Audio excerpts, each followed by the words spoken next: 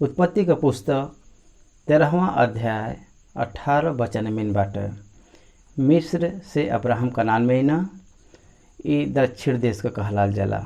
सबसे पहले वो जौने स्थान पर तंबू डाल के बेदी बनैना बेतेल और ए के बीच में वो स्थान में वो न और जौने स्थान से वो दूर चल गए न वहाँ से फिर पीछे लौट के फिर वापस आना। वहाँ पर फिर एक और वेदी बनैना और वेदी बनाए के प्रार्थना करना। ये अध्याय में हमके पहला अब्राहम और लूत के बीच के और उनके दास के द्वारा आयल गल समस्या रहल दिखाई देला। धन संपत्ति बहुत ज़्यादा बढ़ल, एकरे बाद समस्या आयल और वो सब इकट्ठा नहीं रह पैना। दोनों चराह के बीच में झगड़ा भयल।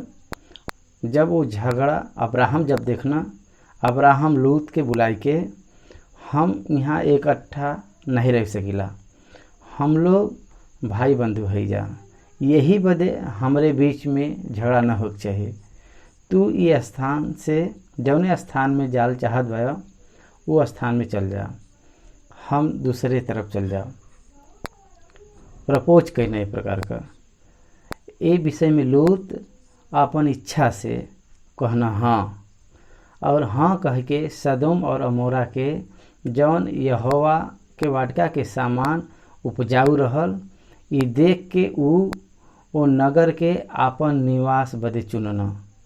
अब्राहम के छोड़ के लूत अलग हो गई ना, अब्राहम कनान में रह गई ना।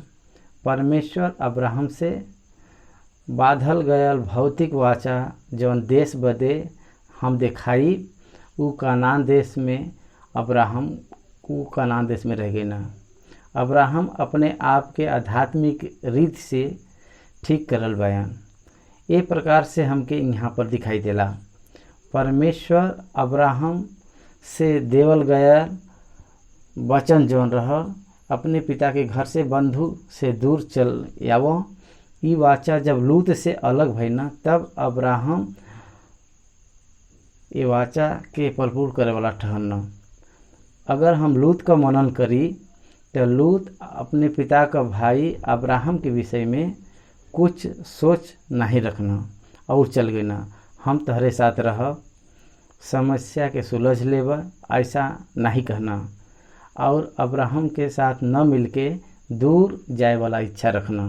ओकरे बाद लूत अब्राहम के छोड़ के जाए के बाद परमेश्वर अब्राहम के दर्शन देना। आँख उठाए के जौने स्थान पे तू बाया वहाँ से चारों तरफ दृष्टि कर, जितना भूमि तहके दिखाई देत बा उस सब के हम तहके और तहरे वंश के युग युग बदे हम देबै। युग युग बदे मतलब एकरी बा जब तक युग रही, जब तक युग रही एकर मतलब का बाटे, मतलब दुनिया के परमेश्वर एक दिन अंत करे वाला बयान। नया आकाश नया भूमि पर परमेश्वर का संतान जाए वाला बयान। तब तक ये कानान का भूभाग तहार और तहरे वंश का रही। तहरे वंश के हम पृथ्वी के धूल का किनका के समान बनाई। अगर तू पृथ्वी का धूल के किनके के अगर गिन सकब तो तहार वंश भी गिनाए सकला। ई असंभव बात बा।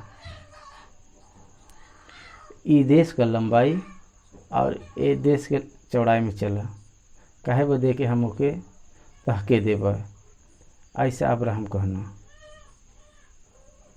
हम परमेश्वर से भारत देश के मंगले, प्रभु ए देश से तहरे बदे बचाए पाओ बदे अवसर द।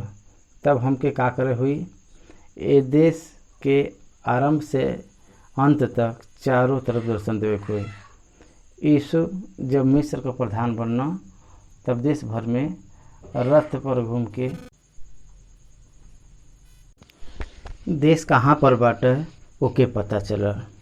एक कलेक्टर जिला का जिम्मेदारी लेवे पर पूरा जिला में पर्यटन करला।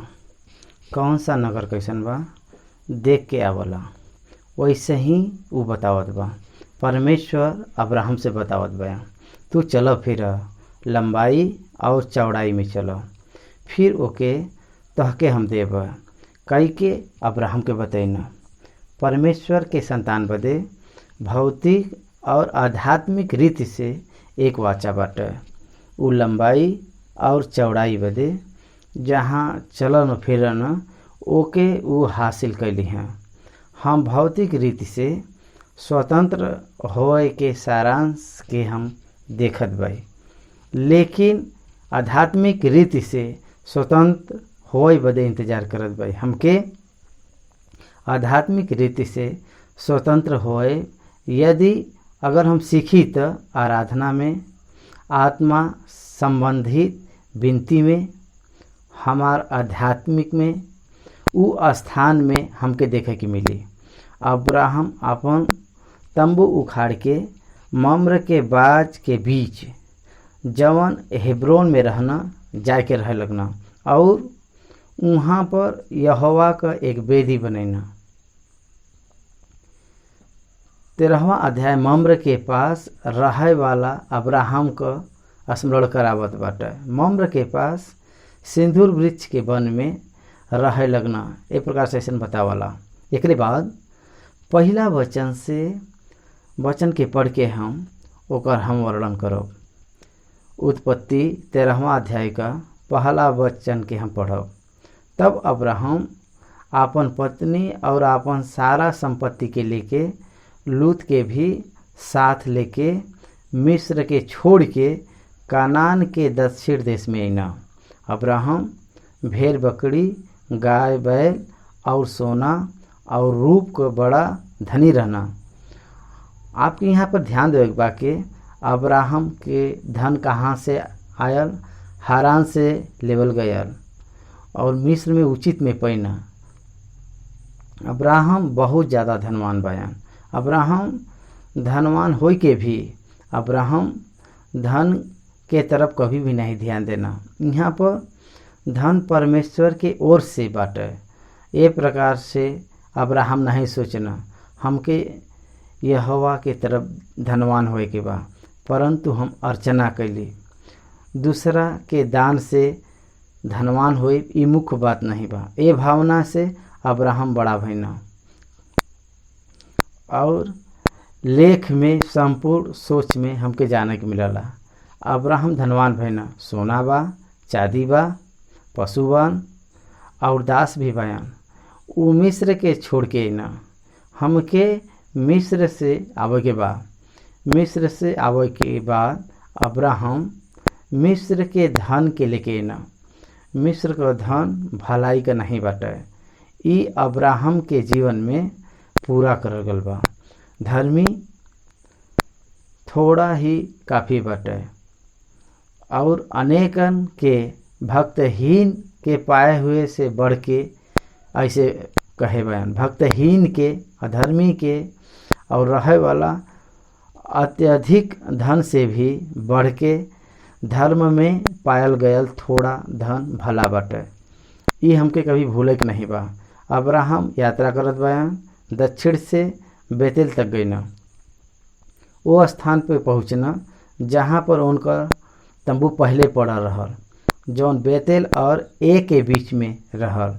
ये स्थान उ वेदी कहवा जेके उ पहले बनाए रहना और उ अब्राहम फिर से यहोवा से प्रार्थना करना।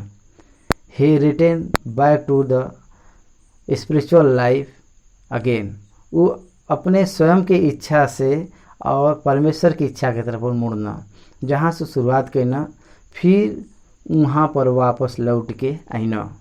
यहाँ पर एक बात के हमके सीखे के बा।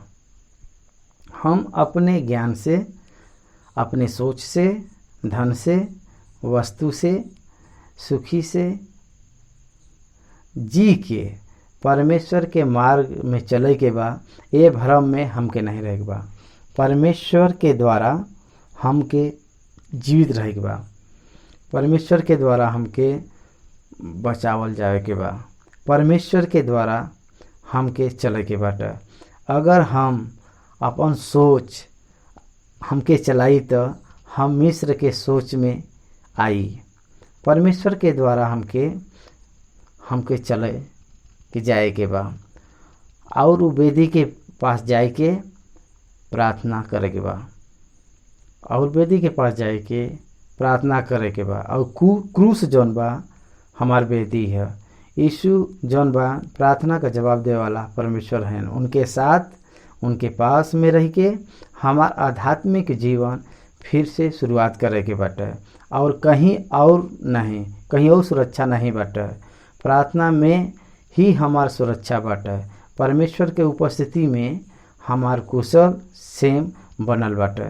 हमके चाहे वाला ज्ञान यीशु में ही गुप्त बाटे। उनके सामने कभी भी प्रयत्न नहीं करेके बाटे। अगर प्रयत्न करत वो हमरे बदे नाश का मार्ग बनी है।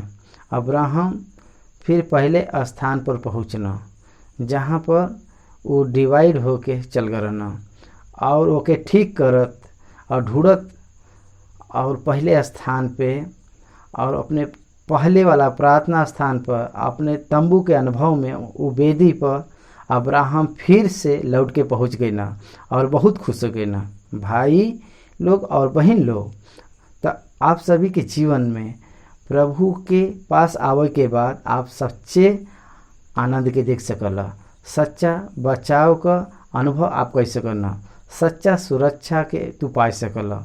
अब्राहम का मन शांति के पायस काहे बदे के परमेश्वर के पास वो लौट के आना। आप परमेश्वर के उपस्थिति में लौट के आवा। आपके सोच के कारण, आपके स्वयं के क्रिया के कारण, आपके स्वयं के प्रयत्न के कारण पायल गयल समस्या से छुटकारा पाई के परमेश्वर देवे वाला शांति के अगर पावे के बाटे तो कम बैक टू हिम अगेन। उनके पास फिर से लौट के आवे के बाटे। उनके सम्मुख प्रार्थना करे के बाटे।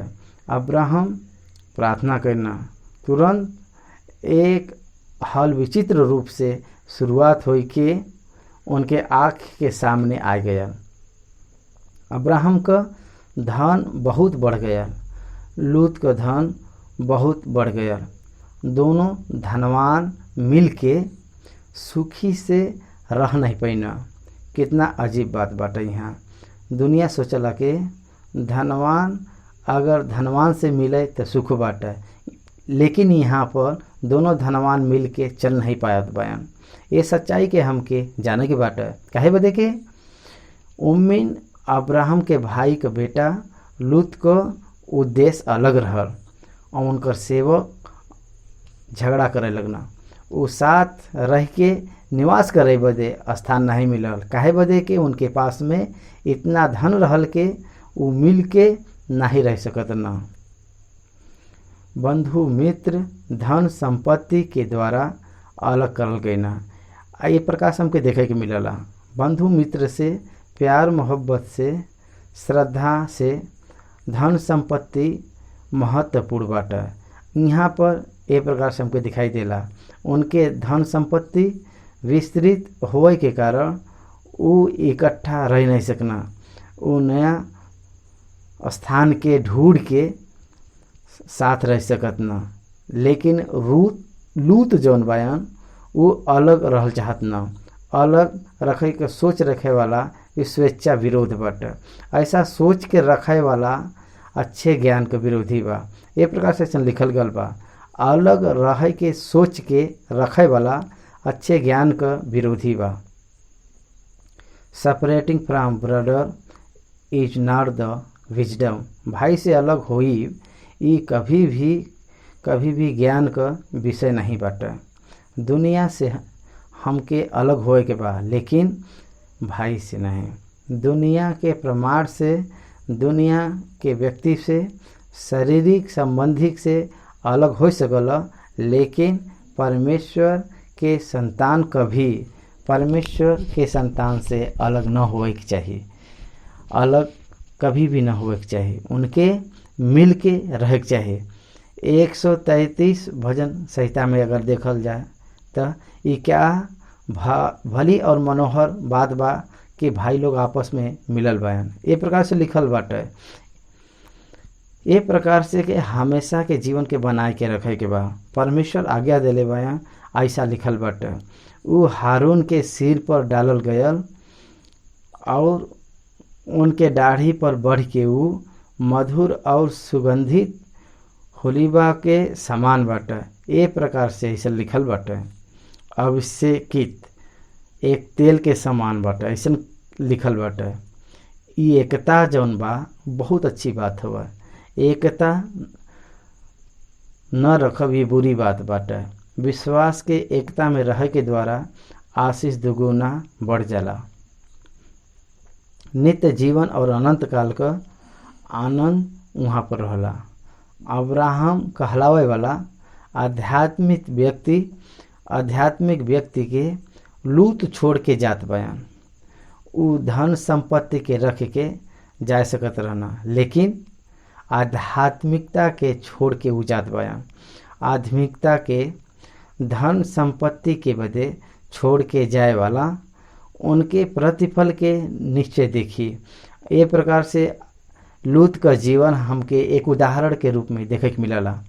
तब अब्राहम और लूत को भेड़ बकरी गाय बैल का चरवाहा में झगड़ा भयल और उस समय में कनानी और परिची लोग वो देश में रहत रहना।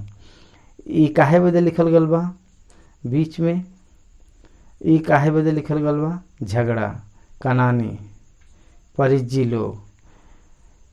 लोग ई झगड़ा का कारण बा।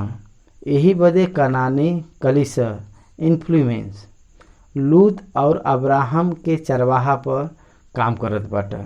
There was a people of the division Canaan देश एक ही बाटे, लेकिन 7 जात में बांटल गल बा।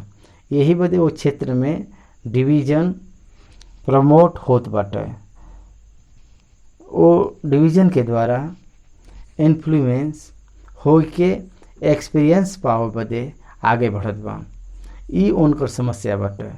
अब्राहम लूत से कहे लगना, हमरे और तहरे बीच में, हमरे और तहरे चरवाहा के बीच झगड़ा न हो पावे। काहे बदे कि हम लोग भाई बंधु हो जा, झगड़ा न हो पावे। यही बदे अंडरलाइन कैला, हमरे और तोहरे बीच झगड़ा न हो पावे। हमरे और तोहरे चरवाहा के बीच झगड़ा न हो पावे। अब्राहम शांति के चाहे वाला बयान, झगड़ा न चाहे वाला व्यक्ति अब्राहम है। हर मसीही शांति के चाहे वाला रहे के चाहिए, समाधान के चाहे वाला रहे के चाहिए। उनके द्वारा मिले वाला प्रतिफल चाहे कैसे भी हो, कितना भी दीर्घकाल का बंधन काहे बदे न हो, शांति के बारे में सावधानी बरते के बाटे। अब्राहम अपने शांति के अपने भाई के सम्मुख प्रपोज करत बा। ओके लूत स्वीकार करना। अब्राहम कहत बा, सारा देश तोहरे सामने बाटे, दया करके हमसे अलग हो जा। अगर तुम भाई बाईं ओर अगर तू जा तो हम दाहिने तरफ जाब, अगर तू दाहिने तरफ जा तो हम बाई तरफ जाब। कहना अब्राहम शांति के रखे वाला है। एक कहे बदे उ अपने भाई के पुत्र लूत के स्वयं वो अवसर देत बा। It is your choice. पहला अवसर ताके हम देत बाई, हमरे अवसर के हम उपयोग नहीं करल चाहली। हम बड़ा भाई यही बदे एडवांटेज हम लेब, ऐसा नहीं कहत बयान।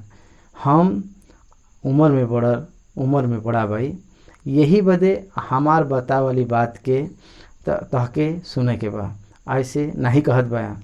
फ्रीडम टू चूज, सुने का स्वतंत्रता लूत के अब्राहम देना और अपने बड़े मन के साथ में व्यक्त करत बान।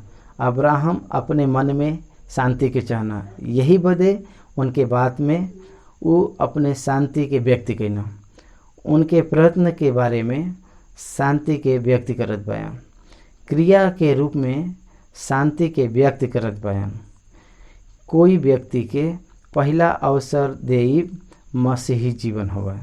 किसी भी व्यक्ति के प्रति भला के मन के रखब मसीही जीवन होगा।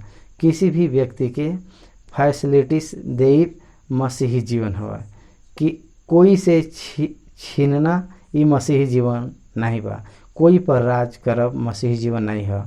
राज करे के विषय में आशा रखब ई मसीही जीवन कहलावल जाला। अब्राहम यहाँ पर प्रमाण करत बयान, हम भाई बंधु है, हमरे बीच झगड़ा न हो पावे। आज के दिन में बंधु के बीच इतना झगड़ा होला, एक बार सोच सकल। बंधु मित्र अगर झगड़े तो अगर बंधु मित्र झगड़ा रहित रहे के चाहिए। बंधु के शांति समाधान से रहे के चाहिए। मसीह शरीर बढ़ के झगड़ा न करते हुए रहे के चाहिए। परमेश्वर के संतान के कोई से झगड़ा न करे के चाहिए। प्रभु यीशु मसीह पर्वत पर कौन प्रचार करना, तहरे भाई के अगर क्रोध होई तो अपने भेंट के बेदी पर छोड़ के तू जाए के अपने भाई से मिल के रह।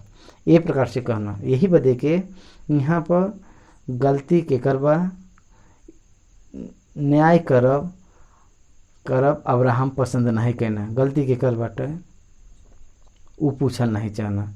गलती कोई का भी हो, समस्या के हल का वो इंतजार करत रहना। यही बदे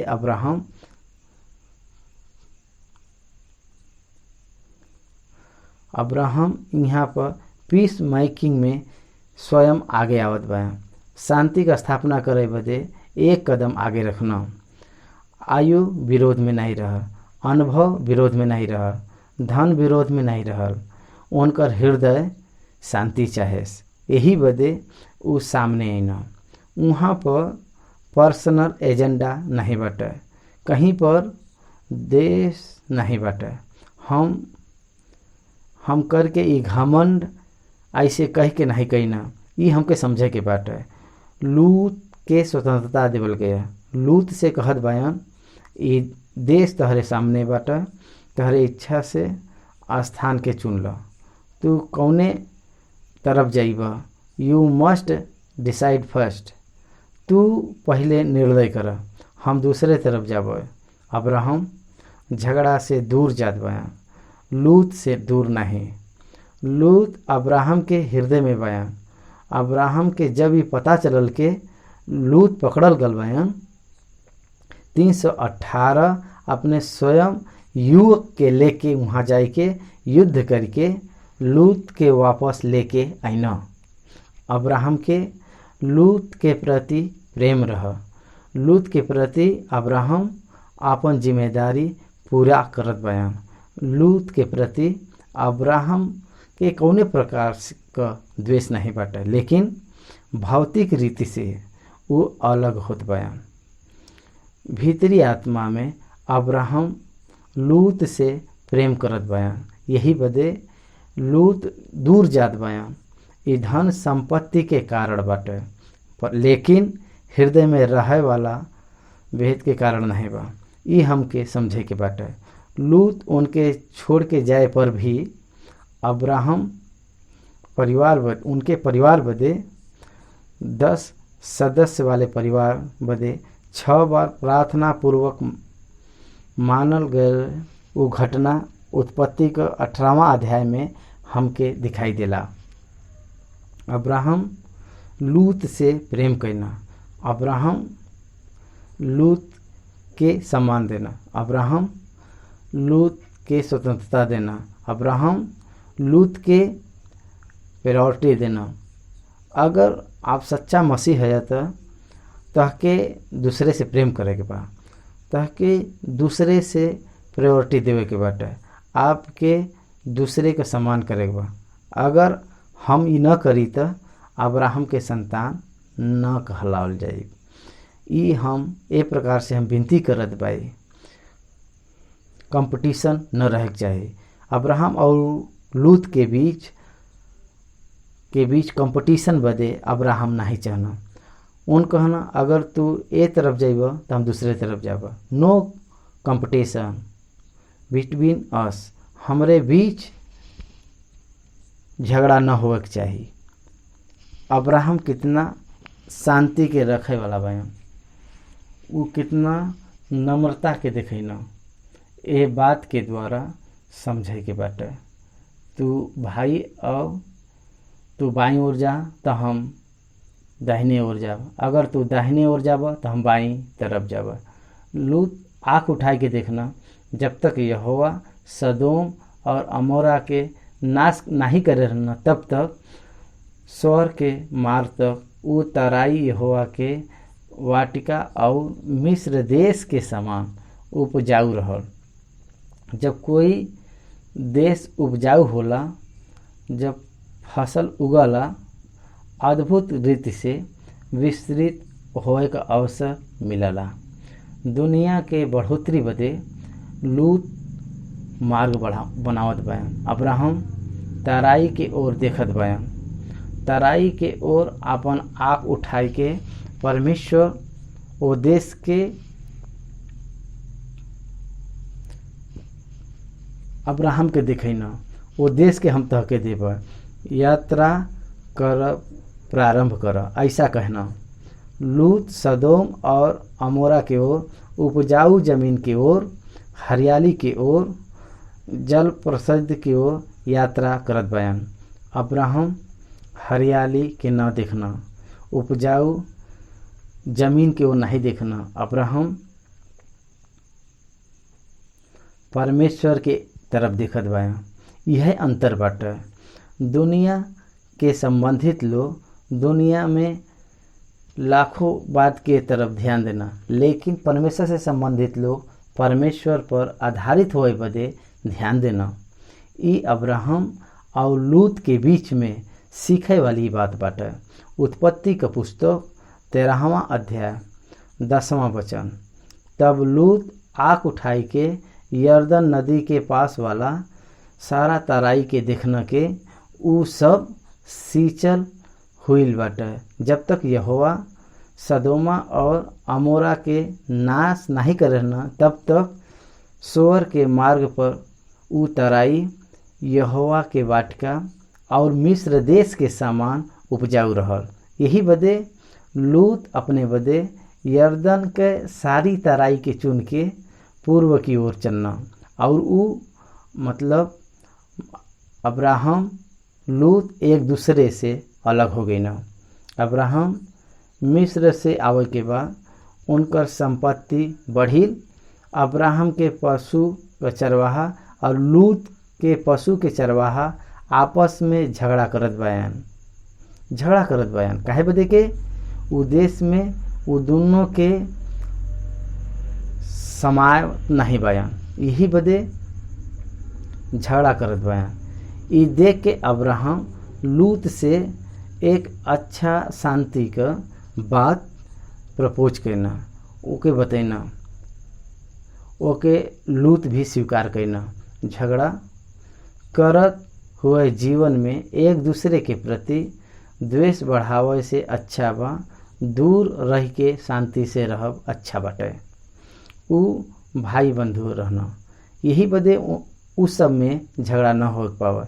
ये भावना से उ दोनों ए शांति के बात के मनावे बदे इच्छुक रहना। अब्राहम अपन भतीजा लूत के पहला अवसर दे के उनके अपनी इच्छा के अनुसार जौने स्थान में जाना चाहत रहना वो तरफ तू चल जा। एक प्रकार से उनको कहना लूत अदन के बाग के समान, मिस्र देश के समान, जल भरल हुआ देश का समान, यरदन नदी के पास वाला तराई के देखना, और देखे पर ऊ हरा और वाटिका के समान दिखाई देले, और ऊ खेती बदे बहुत अच्छा जगह बाटे। यही बदे लूत ओकरे तरफ देखना, चाहे कोई भी हो ऊ अच्छा जगह सींची हुई जगह के ऊ चुनला। ये प्रकार से लूत वो स्थान के चुनना, और वहाँ पर फर्टाइल लैंड हो सकला, उपजाऊ स्थान हो सकला, लेकिन लूत वहाँ के लोगन के नागरिकता के, संस्कृति के, उनके रहन सहन के ऊ नहीं दिखना। सदोम और अमोरा बहुत भयानक बेविचारी का नगर रहल। वहाँ पर एड्स बीमारी फैलल बाटे। यही बदे जब परमेश्वर वो नगर का नाश करना, तब 200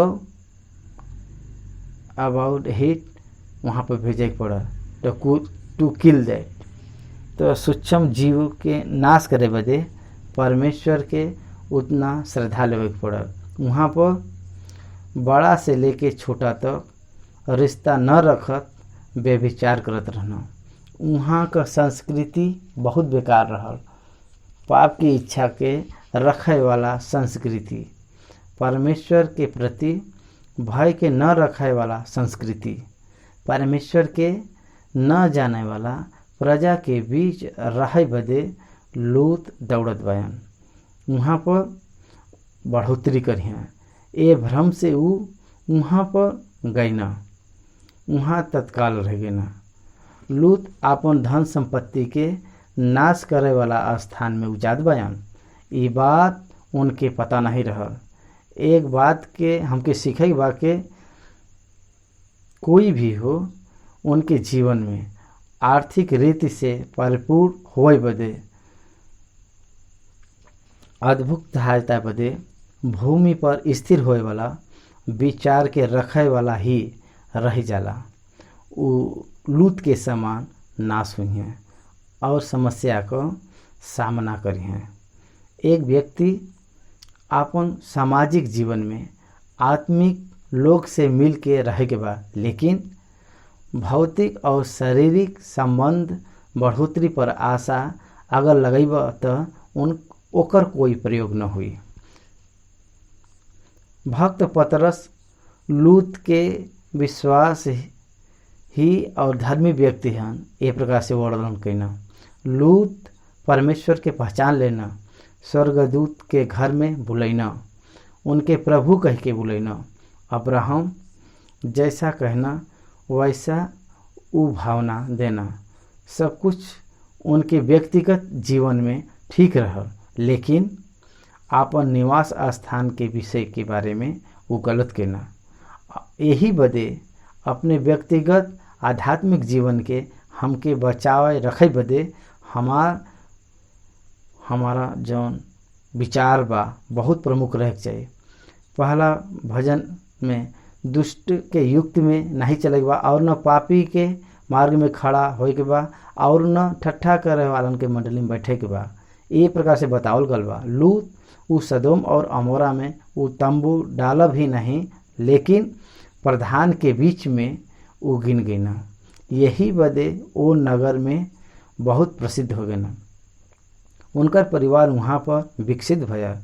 लूत वहाँ पर जाए के बाद उनकर पत्नी और स्त्री वो नगर कर रही, और उनके द्वारा उत्पन्न भयल संतान वहाँ पर रहे वाला प्रजा से इन्फ्लुएंस भयल। यही बदे लूत का जौन विचार रहा वो भौतिक विचार बाटे। एके बतावे बदे हम लूत का वर्णन आपके सामने रखे बे। अब्राहम से लूत एक प्रकार से अलग भइना।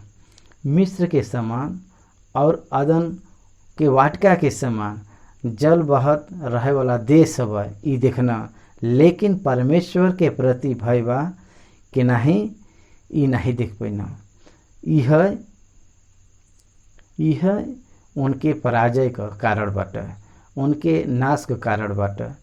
अब्राहम कनान में रहे लगना काहे बदे कि परमेश्वर वाचा बांधल गयल स्थल बा उहे रहल। अब्राहम कनान के चहना, और कनान में लूत देखल गयल हरियाली हो सकला वो नगर में कम देखल हो, लेकिन यहाँ पर ये स्थान में परमेश्वर रहे बदे कहना। यही बदे परमेश्वर जब ने स्थान में रहे बदे कहना, वही स्थान में अब्राहम रह पसंद करना। लूत ओ तराई के नगर में रहे लगना और आपन तंबू सदोम के निकट खड़ा कईना। सदोम के लोग यहोवा के लेखे में बड़ा दुष्ट और पापी रहना। देख, हम पहले वचन में हम मनन करे भाई, दुष्टों की युक्ति, पापियों को मार्ग, ये दोनों में लूट फंस गए ना। हर विश्वासी यीशु मसीह के संतान दुनिया में संगति स्नेह रखे में सावधानी बरते के चाहे। सांसारिक मित्रता परमेश्वर के विरुद्ध बाटे। संसार के साथ चलब परमेश्वर के विरुद्ध बा। यही बदे लूत दुष्ट के संगति में, पापियों के मार्ग में वो बढ़त बयान। यही बदे आशीष मतलब परमेश्वर के द्वारा देवल गल बाटे, लेकिन एकरे अलावा और कुछ भी नहीं। शैतान के द्वारा पायल गल समृद्धि, आर्थिक व्यवस्था, आर्थिक समृद्धि कौनो भी रीति से विश्वासी के बदे उपयोगी नहीं बाटे। वो कुछ समय बदे सुख दे सकला, लेकिन अंत में वो दुख के मार्ग में ले जाई। ये हमके समझे के बाटे। लूत अब्राहम के छोड़ के जाए के बाद परमेश्वर उनसे बात करत बा। आपके एक बात पर ध्यान देवे के बाटे, परमेश्वर अब्राहम के 75 साल के उम्र में दर्शन दे के पुत्र के हम देव ऐसा कहना। तब तक उनकर पिता 13 के मृत्यु हो गया। और अब परमेश्वर यहोवा अब्राहम मिस्र से वापस आवे के बाद लूत से अलग होए के बाद बात करत बना। हमरे जीवन में कुछ संदर्भ में अनवांटेड न चाहे वाला व्यक्ति के संगति हमके परमेश्वर से अलग करला। परमेश्वर के संदेश के न पाए वाला व्यक्ति बनब। जब तक लूत उनके साथ रहना, अब्राहम ओ देश में संदेश के नहीं पा सकना। कनान देश में आवे पर भी परमेश्वर उनसे बात नहीं करना। अब लूत चल गए ना, अब्राहम अकेला रह गए ना। अब्राहम से परमेश्वर बात करना। का बात करना? 14वां वचन, यहोवा ने अब्राहम से कहना, आँख उठाई के जौने स्थान पे तू बाया वहाँ से उत्तर दक्षिण पूरब पश्चिम चारों तरफ दृष्टि कर। काहे बदे के जितना भूमि तहके दिखाई देत बाटे उस सबके हम तहके और तहरे वंश के युग युग बदे हम देव। युग के बदे एकर मतलब ये बाटे जब तक सूरज रहे, जब तक सूरज दिन रात आवत जात रही वैसे ही समय ये चलत रही। हम नया आकाश में, नया पृथ्वी विश्वासी का समूह आवे तक भी कनान देश के इस्राएली प्रजा से परमेश्वर वाचा बांधत बयान। अब्राहम के वंश में ये वाचा पूरा हुई। ए प्रकार से परमेश्वर कहत बयान, ए देश के हम तहरे वंश के देव।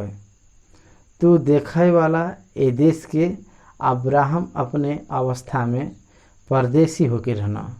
जौने देश में अब्राहम परदेश होके रहना, उनके वंश में निज भाग के रूप में सदा बदे उनके बांट देना। उनकर कारण वाचा बाटे। अब्राहम अगर अपने देश में अगर रहतन त ये प्रकार से इतना महान आशीष उनके वंश के न मिलत। अब्राहम परमेश्वर पर विश्वास रख के नम्र हो के परमेश्वर के बुलावे पर लौट के आवे के कारण ई महान वाचा देश के समान उनकर वंश बढ़ोतरी करे। ई वाचा उपैना और ई वाचा उनके वंश में पूरा भइल। ए प्रकार से हमके इतिहास में देखे के मिलला। और हम तहरे वंश के पृथ्वी के धूल के किनक के समान बढ़ाई, धूल के किनकों के समान बहुत करब बढ़ाई, यहाँ तक के जो कोई पृथ्वी के धूल के किनको के गिन सकी उहे तहार वंश के गिन सकला, उहे तरह वंश के गिन सकी। एक मुट्ठी में अगर धूल ल त उनके किनको के हम नहीं गिन सकीला। उनके पृथ्वी के किनको के धूल के गिनब कितना असंभव बा। वही प्रकार से अब्राहम के वंश के गिनब किसी से संभव नहीं बा। इतना बड़ा जनसंख्या अब्राहम के द्वारा हवे वाला बाटे। अब्राहम के वंश में परमेश्वर पुराना नियम में भौतिक संबंध और शारीरिक संबंध और ये संबंध के विषय में पुराना नियम में उनके वंश के अगर देखल जाए तो नया नियम में उनके विश्वास में जे बारिश भल बाटे उनके वंश के रूप में परमेश्वर गिने बयान। पुराना नियम में भी परमेश्वर अब्राहम के कोख में जन्म लेवल गयल पुत्र ही नहीं बल्कि उनके विश्वास में बनल लोग जे बा वो अब्राहम के वंश ठहरावल गयल बाटे। ये हमके पुराना नियम में हमके समझ में आई। पुराना नियम में एक जाति के मतलब अब्राहम के वंश के, एक स्थल के मतलब कानान देश के, वही जात के वो देश देवे के बाटे। ई परमेश्वर अब्राहम के देवल गया ई वाचा बाटे। वो प्रतिज्ञा का प्रजा प्रतिज्ञा का भूमि बाटे और वाचा का प्रजा बाहे। नया नियम में यीशु मसीह के द्वारा करल गल वाचा के प्रति हम विश्वास करे के द्वारा हम परमेश्वर के प्रजा ठहरावल गल बाई जा। सब विश्वासी अब्राहम के संतान हैं। दुनिया में 100 और करोड़ लोग जीवित बने। अगर अब्राहम के समय से मृत होया लोगन के अगर गिनती करल जाए तो के गिन सकी।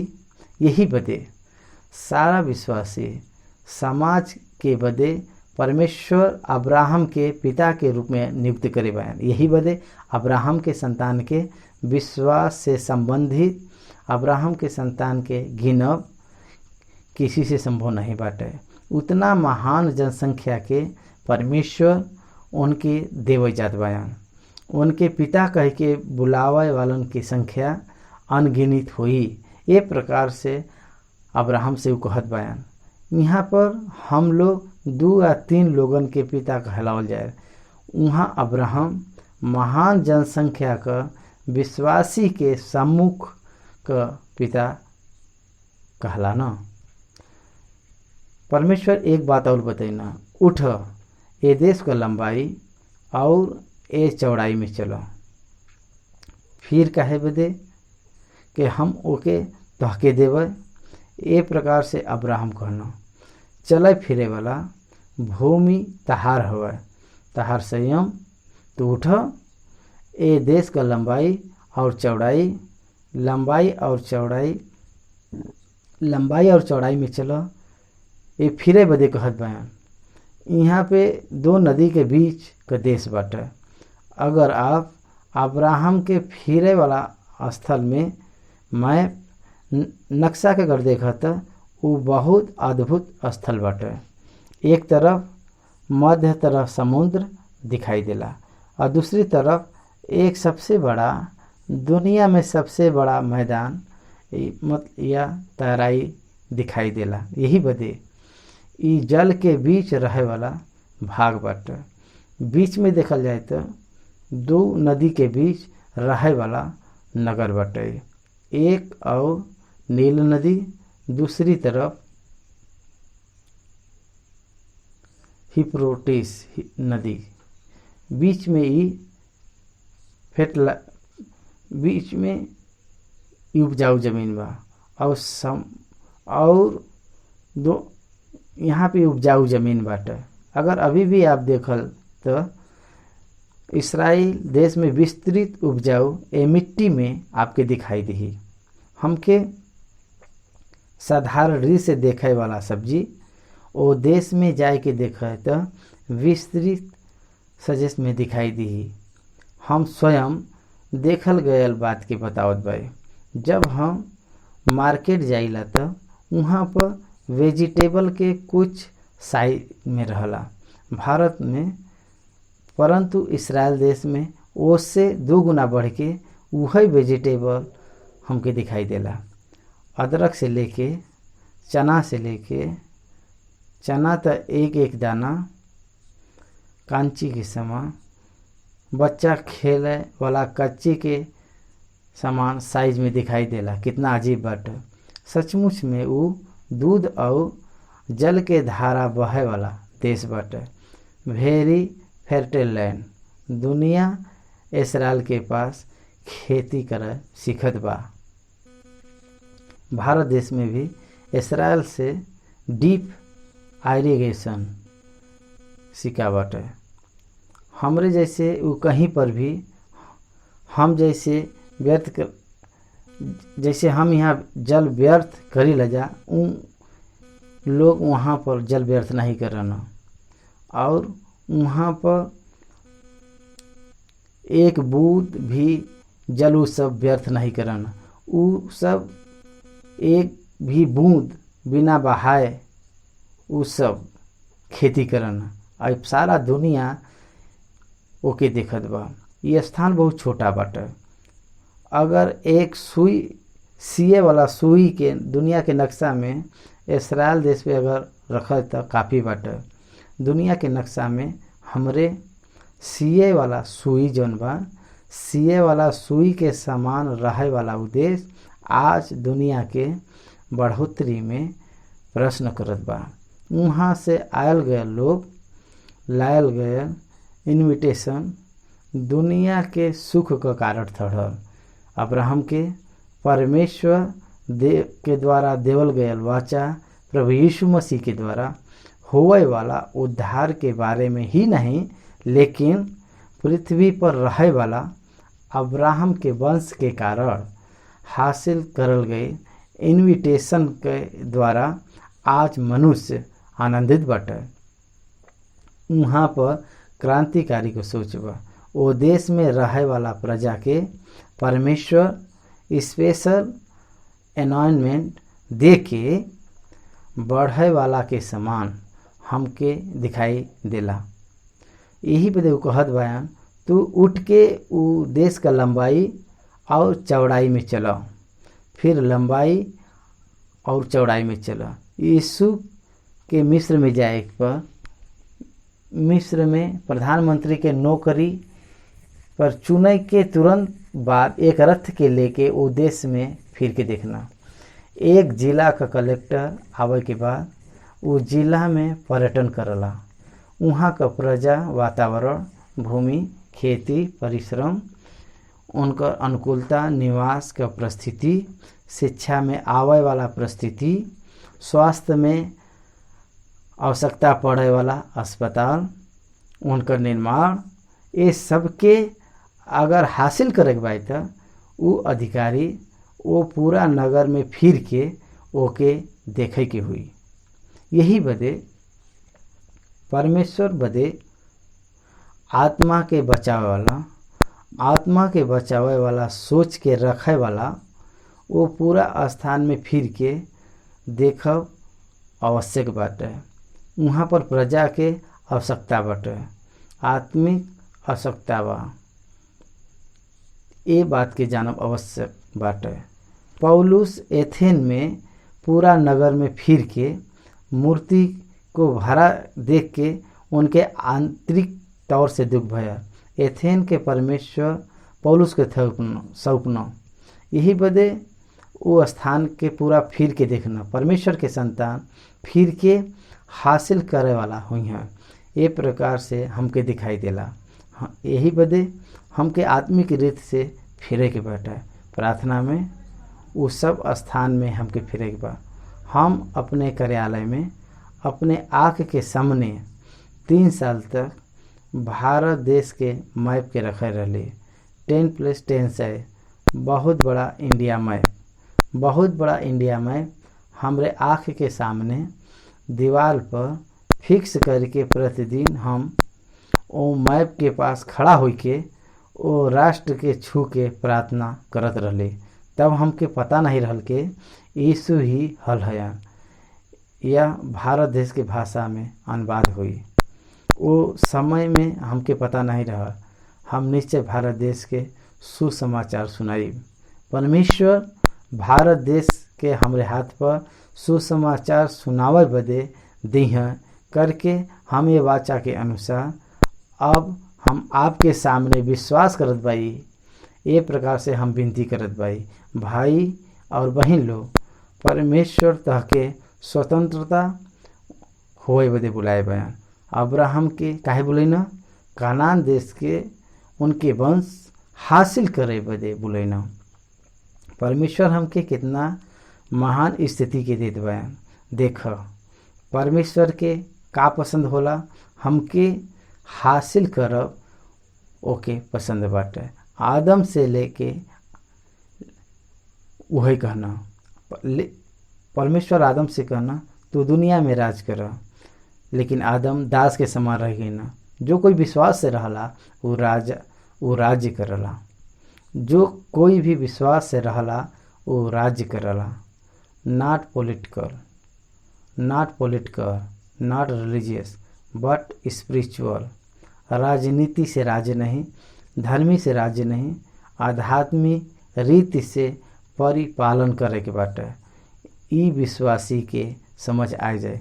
विश्वासी पृथ्वी पर अधिकार के रखे वाला है। हम सर्व अधिकारी के रखे वाला है। तू पूरा सृष्टि में जाए के सुसमाचार सुनावा। प्रभु कहना पृथ्वी पर हम अपने अधिकार के तहके दे देवे। यही बदे जो कोई परमेश्वर बदे काम करल चाहे, इस संसार उनकर बाटे। इस संसार उनकर ही हवा। उनके परमेश्वर हासिल करे वाला जैसा बनावना।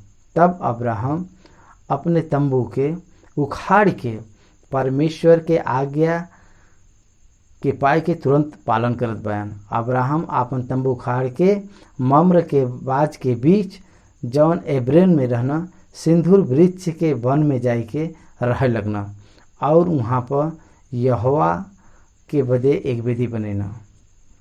Change of place. हमके एक ही जगह रह जाए के सोच रहला, लेकिन परमेश्वर के सेवक के जीवन के देखा। Change of place is important. मम्र में सिंदूर के वन के पास अब्राहम यहोवा का दर्शन, त्रिएक दर्शन पा सकना। Change of place is important. Change in ministries are या इंटरली इम्पॉर्टेंट। लेकिन सुखी वस्त्र के परिस्थिति के आदत में रह के बदलाव के चाह बदे इच्छुक नहीं रखेला जा। परमेश्वर के सेवक के जीवन में परिस्थिति में बदलाव, नगर में बदलाव में देवे बदे वो अनेक संदर्भ में इच्छा रखे वाला है। ऐसा तो हमके देखे के मिलला। मूसा मिस्र में 40 साल, मिद्यान में 40 साल, जंगल में 40 साल और इतना समय में यात्रा करत चलत गए ना, लेकिन एक जगह में रहे बदे पसंद करना। अब्राहम हेब्रोन के तराई में चल गए ना, ओकरे तंबू को उखाड़ देना, टेंट उखाड़ के जात बयान। एक अच्छा स्थान पर परमेश्वर उनके लिए जात बयान। ये विश्वास से ऊ जात बयान देश में फिरे बदे। जब परमेश्वर कहना विश्वास से में फिरे बदे उगना। परमेश्वर प्रभु हम जहाँ पर बाई वहाँ पर हम रह, हमके ही काफ़ी बाटे। यहाँ पर कनान देश बा, ये प्रकार से वो रुकना नहीं। ये बदे वो फिर के देखना, वो पूरा देश में फिर के देखना। जौने देश के उनकर पूर्वज लोग, उनके वंश लोग और उनके बाद आवे वाला जनरेशन के पाई के ओकर महिमा करी हैं, अपने आँख से वो देखना। हमके ही विश्वास बाटे का हमार संतान का प्रतिफल लावे वाला बाटे।